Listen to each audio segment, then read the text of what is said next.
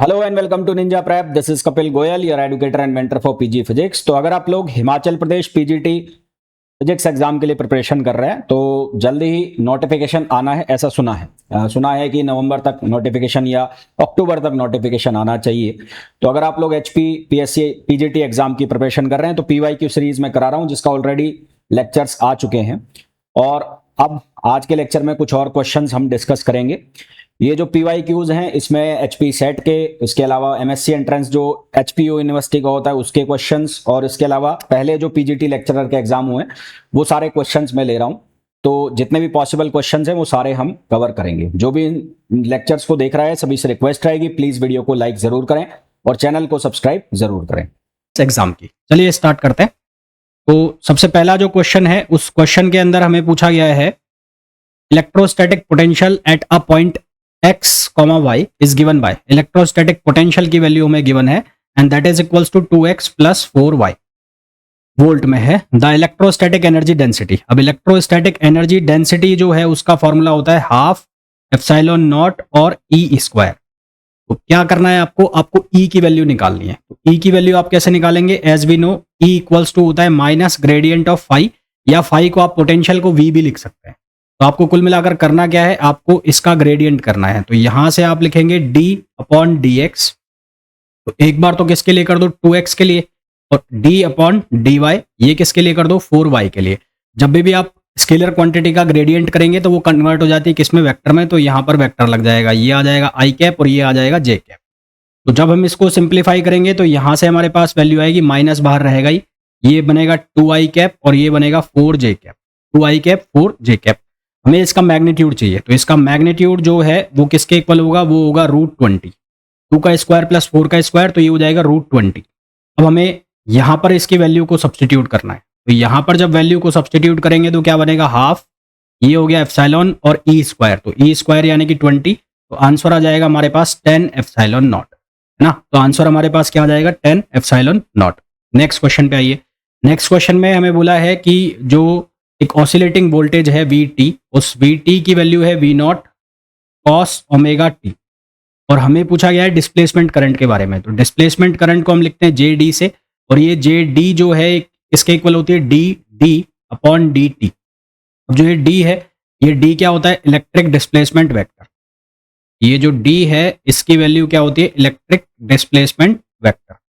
अब electric displacement vector D जो है उसको हम किससे लिखते हैं, एप्सिलॉन ई से, है ना। ये जो डी है, इस डी की वैल्यू को हम कैसे लिखते हैं, एप्सिलॉन नॉट ई नॉट या फिर एप्सिलॉन ई, इससे इसकी वैल्यू को हम लिखते हैं। तो हमने लिख दिया इसको एप्सिलॉन ई। तो हमारे पास जे डी की जो वैल्यू है वो क्या बन जाएगी, epsilon D E upon D T. अब यहां पर वोल्टेज दिया हुआ है, तो ई जो है ई इलेक्ट्रिक फील्ड, वो किसके बराबर होता है, इलेक्ट्रिक फील्ड बराबर होता है वी अपॉन डी। तो फिर से हम इसको चेंज करके क्या लिख सकते हैं, यहां हम लिख सकते हैं एप्सिलॉन अपॉन डी, और यहां पर ई की जगह क्या आ जाएगा, D V upon D T. अब हमें जो वी की वैल्यू दी गई है वो हम यहाँ पर सब्सटीट्यूट करेंगे और आंसर निकालेंगे हमारा। तो यहाँ पर जो हमें वैल्यू दी गई है उसको हम सब्सटीट्यूट कर देते हैं। तो जे डी ये हो जाएगा एप्सिलॉन अपॉन डी, ये हो गया डी अपॉन डी टी, और ये क्या हो जाएगा, ये हो जाएगा V0 cos omega T, V0 cos omega T. और इसको जब हम सिंप्लीफाई करेंगे तो यहाँ से आंसर बनेगा minus epsilon not V0 upon D omega, और ये हो जाएगा sine omega T, sine omega T. तो आंसर हमारे पास जो आ जाएगा डिस्प्लेसमेंट करंट का वो किसके इक्वल आ जाएगा, minus epsilon not V0 omega upon D sine omega T. Next question पे आ जाइए। नेक्स्ट क्वेश्चन के अंदर हमें बोला गया है इक्विपोटेंशियल सरफेस की वैल्यू हमें गिवन है। तो इक्विपोटेंशियल सरफेस यानी कि पोटेंशियल की वैल्यू हमें गिवन है। तो वी आई की जो वैल्यू है वो हमें गिवन है 4x square plus Y minus 2 square और plus Z square. Electric field निकालना है ओरिजिन के ऊपर। तो इलेक्ट्रिक फील्ड के हमें तीनों कंपोनेंट निकाल लेते हैं। तो सबसे पहले मैं निकाल लेता हूँ EX। तो EX की वैल्यू जो है वो किसके बराबर होगी, minus del V I upon del X. तो यहां से जब हम इसको सॉल्व करेंगे तो ये बनेगा 8x, तो ये बन जाएगा माइनस 8x, है ना। ये क्या बन जाएगा, माइनस 8x, माइनस 8x। ये जो वैल्यू है ये बन जाएगी माइनस 8x आई कैप। सिमिलरली हम वैल्यू निकाल लेंगे y की। तो y की जो वैल्यू बनेगी वो बनेगी 2y माइनस, ये 2 है, ये 2 y माइनस 2, तो ये कौन सी डायरेक्शन में आ जाएगा, ये आ जाएगा जे में। सिमिलरली हम लोग निकाल लेंगे z, तो z की जो वैल्यू है वो कितनी आ जाएगी, -2z k कैप। अब हमें कहाँ पर निकालना है, ओरिजिन पर निकालना है। तो नेट इलेक्ट्रिक फील्ड जो होगा वो किसके बराबर होगा, Ex i cap plus Ey j cap plus Ez k cap. हमें कहाँ निकालना है, ओरिजिन पर। तो ओरिजिन पर जब निकालेंगे तो Ex क्या हो जाएगा 0, Ey के केस में क्या वैल्यू रखेंगे, Ey के केस में जब हम वैल्यू रखेंगे तो यहाँ पर हम क्या वैल्यू सब्स्टिट्यूट करेंगे, यहाँ पर रखेंगे -2, y की वैल्यू की जगह हम लिख देंगे 0, -2 और ये हो जाएगा j कैप, ठीक है। और Ez भी जो है वो क्या हो जाएगा, 0 हो जाएगा। तो यहाँ से हमारे पास वैल्यू आएगी, ये -2 ये -2 तो ये बन जाएगा 4, तो ये हो जाएगा 4j कैप, और 4j कैप को हम लिख सकते हैं 4y k cap, 4y cap. तो हमारे पास जो करेक्ट आंसर है वो इसका आ जाएगा सी। नेक्स्ट क्वेश्चन पे आइए। नेक्स्ट क्वेश्चन के अंदर हमें गिवन है small charge spherical shell of radius 0.01 metre is at potential 30 volt. अब पोटेंशियल और चार्ज के बीच में क्या रिलेशन होता है, since we know that V equals to Q upon 4 pi epsilon naught R। तो यहाँ से हम Q की वैल्यू लिख लेते हैं, तो Q की value V into 4 pi epsilon R। V की वैल्यू कितनी है 30 वोल्ट, तो Q की वैल्यू कितनी हो गई 30 इंटू 4 पाई एप्सिलॉन R। अब इलेक्ट्रोस्टैटिक एनर्जी शेल की निकालनी है, तो फॉर शेल, तो शेल की जो इलेक्ट्रोस्टैटिक एनर्जी है वो होती है Q square on 8 pi epsilon naught R। अब Q की जो वैल्यू है वो 30 का स्क्वायर हो जाएगा, यानी कि ये बनेगा 900 और ये बन जाएगा 4 pi epsilon naught R square. और इसको मैं इस तरह से लिख देता हूँ, 8 की जगह लिख देता हूँ 2 इंटू 4, ये हो जाएगा 2 into 4 pi epsilon naught R। तो ये पूरा का पूरा कैंसिल हो जाएगा यहाँ से, तो ये कैंसिल हो गया, तो हमारे पास वैल्यू क्या बच गई 900 ऑन 2। अब 1/4 पाई एप्सिलॉन नॉट को हम लिख सकते हैं k, तो इसको मैं लिख दूंगा 1/k। तो 1/k की वैल्यू किसके इक्वल होती है, 9 into 10 power 9, since k equals to होता है 1/4 पाई एप्सिलॉन नॉट, है ना, वो चेंज कर रहा हूं मैं। और k की वैल्यू क्या होती है 9 इंटू 10 पावर 9। देन उसके बाद हमारे पास यहाँ पर r की वैल्यू और है, और r की वैल्यू कितनी है 0.01। तो 0.01 ये किसकी वैल्यू है, r की। इसको जब हम सॉल्व करेंगे तो हमारे पास आंसर आएगा 5 इंटू 10 पावर -10 जूल। इसको जब हम इसका फिजिकल कंपोनेंट मतलब जिसको हम हाथ में लिख सकें, देख सके, तो कैपेसिटर जो होता है वो फिजिकल कंपोनेंट है, इंडक्टर एक फिजिकल कंपोनेंट है, डायोड एक फिजिकल कंपोनेंट है, पर टेम्परेचर एक फिजिकल कंपोनेंट नहीं है। तो इसका जो करेक्ट आंसर आ जाएगा वो क्या आ जाएगा, डी, यानी कि टेम्परेचर। नेक्स्ट क्वेश्चन पे आते हैं। नेक्स्ट क्वेश्चन में बोला गया which of the following is not a property of semiconductor. इनमें से कौन सेमीकंडक्टर की एक प्रॉपर्टी नहीं है जो कि इलेक्ट्रॉनिक डिवाइस में यूज हो रहा है। तो सेमीकंडक्टर इलेक्ट्रॉन को एक्साइट करता है। फिर थर्मल कंडक्टिविटी हाई होती है। वेरिएबल इलेक्ट्रिकल कंडक्टिविटी होती है। दे डोंट एमिट लाइट, है ना। तो इसका जो करेक्ट ऑप्शन आ जाएगा वो आ जाएगा बी। नेक्स्ट क्वेश्चन पे आइए। Which of the following statement is correct for a common emitter amplifier. Common emitter amplifier क्या करता है, वो फेज डिफरेंस कर देता है ना। तो फेज शिफ्ट कर देता है वो 180 डिग्री से इनपुट और आउटपुट वोल्टेज के बीच में। फेज शिफ्ट का मतलब क्या हो गया, यदि आपको इनपुट पर वोल्टेज इस तरह से दी जा रही है, ये आपकी इनपुट वोल्टेज है, तो जो आउटपुट वोल्टेज है वो आपको इस तरह से मिलेगी। तो यहाँ पर फेज शिफ्ट हो जाएगा कितने का, 180 डिग्री का फेज शिफ्ट हो जाएगा। और ये केवल और केवल कौन से एम्पलीफायर में होता है, ये कॉमन एमिटर एम्पलीफायर के अंदर ही होता है। तो इसका करेक्ट आंसर आ जाएगा कौन सा, बी। आइए नेक्स्ट क्वेश्चन पर। नेक्स्ट क्वेश्चन में दिया है a germanium semiconductor is doped with a acceptor impurity concentration. Acceptor की जो इंप्योरिटी कॉन्सेंट्रेशन है यानी कि Na, उसकी वैल्यू गिवन है 10 पावर 15 एटॉम्स पर centimetre cube. Then for the given mobility की वैल्यू हमें दी है यानी कि म्यू की वैल्यू, और म्यू की वैल्यू कितनी है 1800 सेंटीमीटर स्क्वायर पर वोल्ट सेकेंड। ये मोबिलिटी की वैल्यू हमें दी है। हमें निकालनी रेजिस्टिविटी। तो रेजिस्टिविटी बराबर होता है 1 सिग्मा, और यहां से इसको हम लिख सकते हैं सिग्मा को Na, और यहां पर क्या आ जाएगा मोबिलिटी, है ना। यहां पर लिखेंगे हम म्यू। तो यहां से हमारे पास क्या बनेगा, ये बनेगा 1/Na। Na की वैल्यू कितनी हो जाएगी 10 पावर 15, E की value 1.6 into 10 power -19। Then mu की वैल्यू कितनी लिखेंगे हम 1800। तो म्यू की वैल्यू हमने लिख दी 1800। यहां से हम इसको सॉल्व करेंगे तो हमारे पास आंसर आ जाएगा 3.472 ओमेगा सेंटीमीटर। ये आंसर आ जाएगा यानी कि ऑप्शन सी। ऑप्शन सी इसका करेक्ट आंसर होगा। Next question, peak out voltage of a full wave rectifier. Full wave rectifier का पीक आउट वोल्टेज 10 वोल्ट है, इसका डीसी वोल्टेज हमें निकालना है। इसका फॉर्मूला होता है V D C equals to 2V0 upon pi. तो 2V0 की वैल्यू 10 है और पाई की वैल्यू आप रख लो 22/7, तो ये हो जाएगा 14 into 10, 14 into 10 upon 22।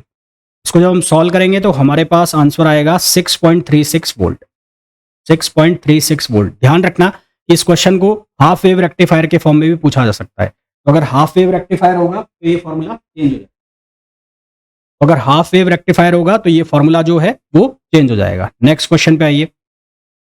Next question जो है वो है स्टैटिस्टिकल मैकेनिक्स का। यहाँ पर हमें पूछा गया है कि एक स्फीयर सरफेस है, स्फेरिकल सरफेस है, तो स्फेरिकल सरफेस है, उस पर कोई पार्टिकल है, तो उसके लिए जो डिग्री ऑफ फ्रीडम होता है, उसके लिए जो डिग्री ऑफ फ्रीडम होता है 2, है ना। और according to equipartition energy, according to equipartition energy, equipartition energy, तो इक्वी पार्टीशन एनर्जी के अकॉर्डिंग हर एक डिग्री ऑफ फ्रीडम के लिए जो एनर्जी होती है वो होती है 1/2 kBT। तो यहाँ पर कितनी है डिग्री ऑफ फ्रीडम? 2। तो for 2 degree of freedom 2 TOF ये कितना हो जाएगा? ये हो जाएगा kBT, यानी कि 2/2 है ना, ऐसे मैं लिख देता हूँ 2/2, तो ये कितना बन जाएगा? kBT।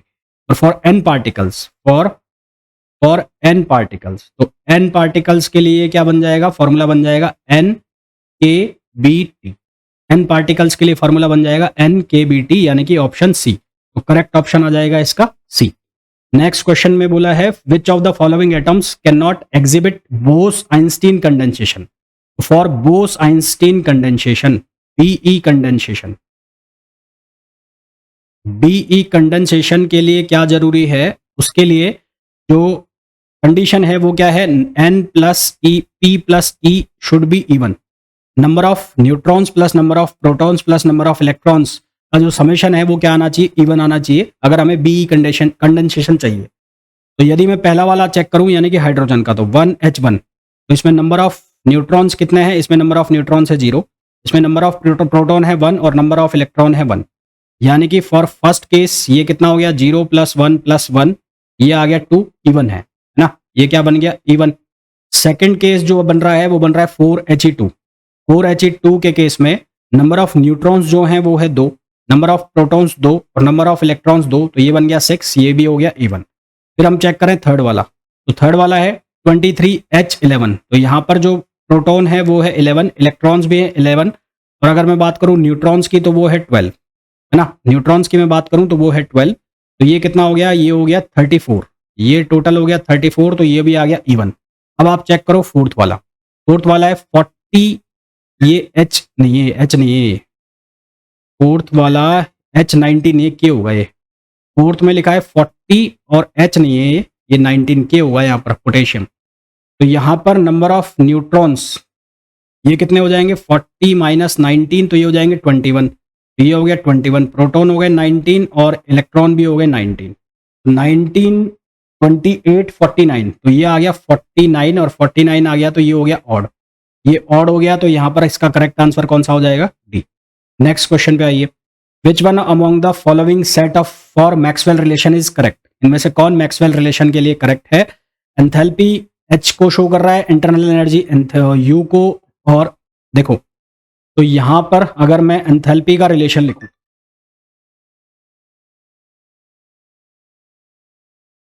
अगर मैं रिलेशन लिखता हूं एंथैल्पी का, तो DH इक्वल्स टू होता है TDS प्लस VDP। यदि मैं एंट्रोपी के रेस्पेक्ट में इसको डिफरेंशिएट करता हूं तो ये बनता है DH/DS। DH/DS कांस्टेंट प्रेशर पर अगर मैं लिखता हूं तो ये बनता है T। DH/DS कांस्टेंट प्रेशर पर T, और इसी के साथ अगर मैं कांस्टेंट प्रेशर पर करता हूं यानी कि DH/dP और कांस्टेंट एंट्रोपी पर, तो ये बन जाता है क्या? V, है ना, ये क्या बनता है? V। तो DH/DS कांस्टेंट प्रेशर T और DH/dP कांस्टेंट एंट्रोपी V, तो इसका मतलब करेक्ट ऑप्शन कौन सा आ गया? B करेक्ट ऑप्शन आ गया। नेक्स्ट क्वेश्चन पे आइए। नेक्स्ट क्वेश्चन में बोला है system of n non interacting and distinguishable particle off spin 1 is in thermodynamic equilibrium, the entropy of the system. For for n non-interacting particles, n non-interacting particles, जो हमारे पास thermodynamic probability थी omega, उसको हम लिखते हैं क्यू पावर एन से, है ना। किससे लिखते हैं? Q power N. तो यहां पर हमारे पास जो स्पिन है वो कितनी है? For spin 1 all particles are in pair, all particles are in pair। Pair का मतलब क्या हो गया कि स्पिन होती है, एक होती है हाफ और हाफ।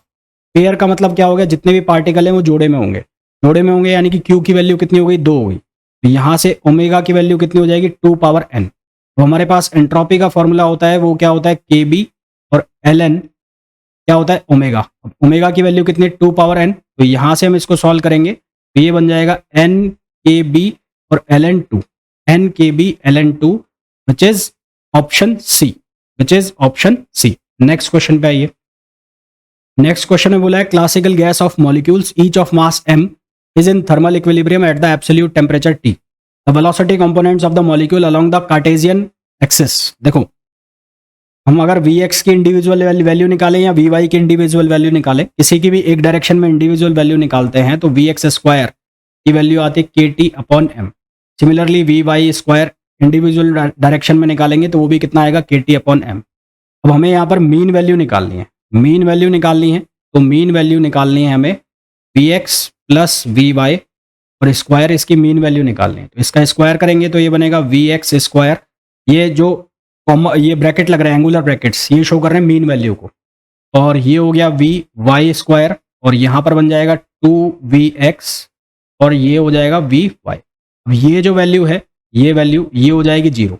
ये 0 क्यों हो जाएगी? क्योंकि Vx, सिर्फ Vx की मीन वैल्यू 0, और सिर्फ Vy की जो मीन वैल्यू है वो क्या होती है? 0 होती है।